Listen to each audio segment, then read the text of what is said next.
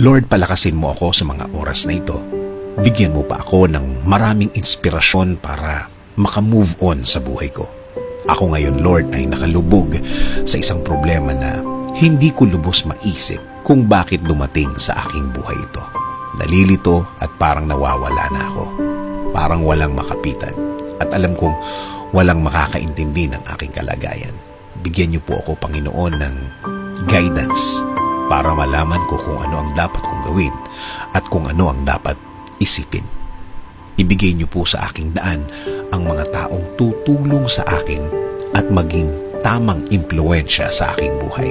Taong nakareceive na din ng inyong pagpapala at ng inyong guidance at patuloy na nabubuhay ng tama na ayon sa inyong kalooban, Panginoon. Huwag niyo pong hayaan din na grabing maapektuhan ang aking pamilya.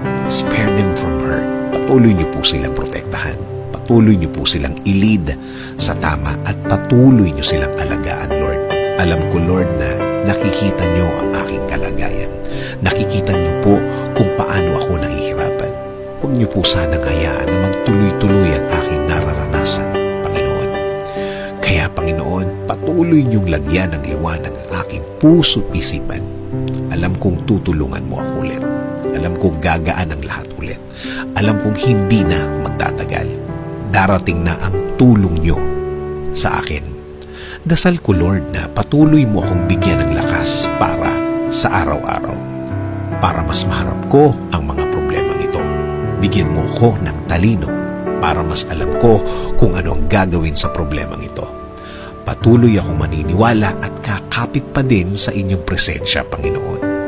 Kakapit sa pangako po ninyo na lagi kayong andyan para sa akin at sa aking pamilya.